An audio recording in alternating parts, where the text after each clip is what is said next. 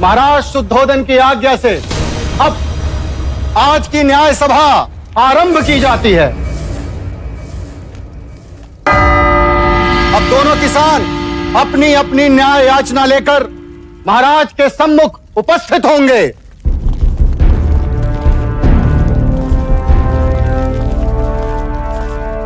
प्रणाम महाराज।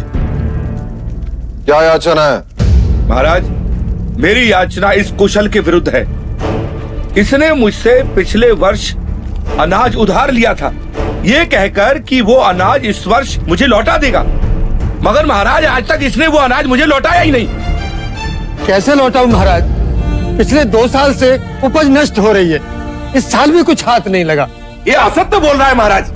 आप चाहे तो अपने सिपाही से पूछ सकते हैं। जब सिपाही इसे लेने आया था उस समय भी ये अपने गेहूं को तेल लगाकर उसे बोरियों में भर रहा था। महाराज, मेरे पास 2 ही बोरी गेहूं है, उसी से मैं अपने परिवार का पोषण पूरे वर्ष करूंगा। महाराज, गेहूं को तेल लगा के इसलिए रख रहा था कि वो खराब ना हो, और आपके सिपाही मुझे पकड़ के यहाँ ले आए। वो 2 बोरी गेहूं भी मैं इनको दे दूंगा तो हम खाएंगे क्या? महाराज, अगर ये अनाज नहीं दे सकता तो इससे कहिए कि ये अपने खेत दे दे। अगर मैं खेत दे दूंगा तो अनाज कभी न लौटा पाऊंगा। महाराज, दोनों पक्षों ने अपनी राय रख दी है, अब महाराज न्याय करेंगे। युवराज सिद्धार्थ, कुमार देवदत्त, पहले मैं न्याय दूंगा। अवश्य। महाराज, मेरा मत है कि हम न्याय क्षत्रिय विधि से करें। कुशल ने गौरी को दिया वचन पूरा नहीं किया, इसीलिए कुशल को अपना खेत गौरी को देना चाहिए। महाराज, ऐसा न्याय न करें महाराज, हम नष्ट हो जाएंगे। दया करें महाराज।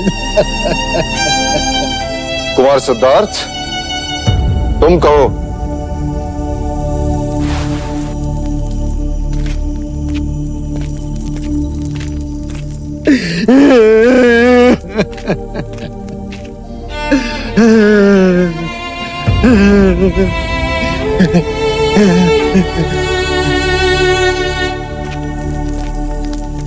महाराज, यदि कुशल गौरी को गेहूं दे देगा तो अपने परिवार का पेट कैसे पालेगा? खेत दे देगा तो अनाज कहाँ से उगाएगा? और गौरी को उसका अनाज कहाँ से लौटाएगा?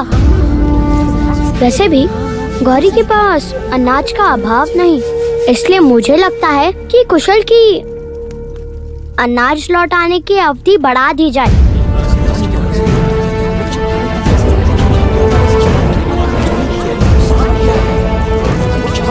मैं देवदत्त के न्याय से सहमत हूं। यदि व्यापारी अपना वचन पूर्ण नहीं करेगा तो राज्य का व्यापार रुक जाएगा। इसलिए कुशल को, गौरी को कुछ न कुछ तो देना ही होगा। क्षमा करें महाराज, चलते समय मेरे पास जितने पन थे वो सब गौरी को दे दिए मैंने। महाराज, इसने मुझे कुछ नहीं दिया। महाराज, गौरी असत्य कह रहा है। महाराज, मैं असत्य क्यों बोलूंगा? महाराज, आप कहें तो मैं सत्य का पता लगा सकता हूँ। ठीक है तो करो परख, कौन है सत्य और कौन असत्य। सिक्के दो गौरी। किंतु युवराज, ये सिक्के तो मेरे हैं।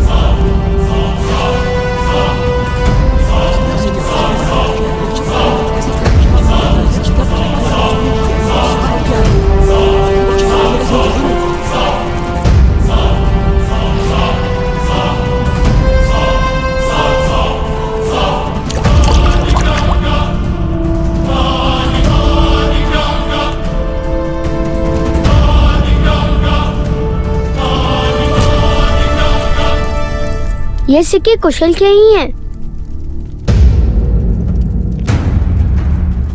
इस बात का क्या प्रमाण है कि ये सिक्के कुशल के ही हैं? क्योंकि जब कुशल ने सिक्के दिए तब वो गेहूं को तेल लगा रहा था और तेल सिक्कों पर लगा है।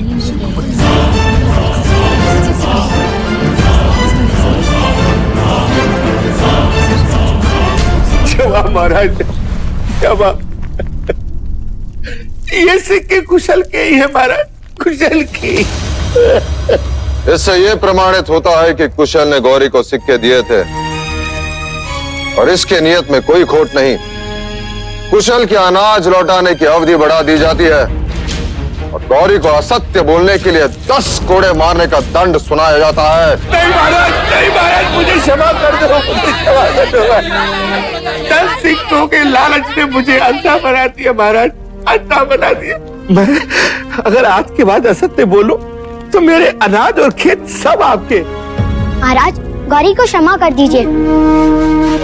अब से वो कभी असत्य नहीं बोलेगा।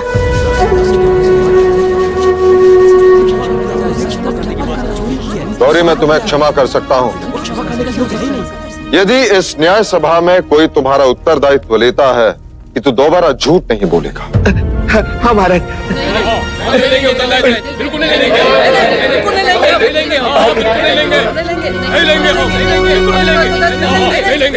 देखा गौरी, तुम्हारा उत्तरदायित्व लेने के लिए कोई तैयार नहीं, इसलिए तुम्हें 10 कोड़े मारने का दंड। महाराज, गौरी का उत्तरदायित्व मैं लेता हूँ।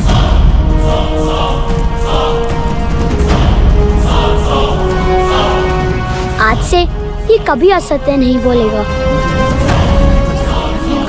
सिद्धार्थ, पता है उत्तरदायित्व लेने का अर्थ क्या है? यदि गौरी ने दोबारा असत्य कहा तो कोड़े तुम्हें खाने होंगे। हाँ ज्येष्ठा, पर गौरी तो यातना से बच जाएगा ना?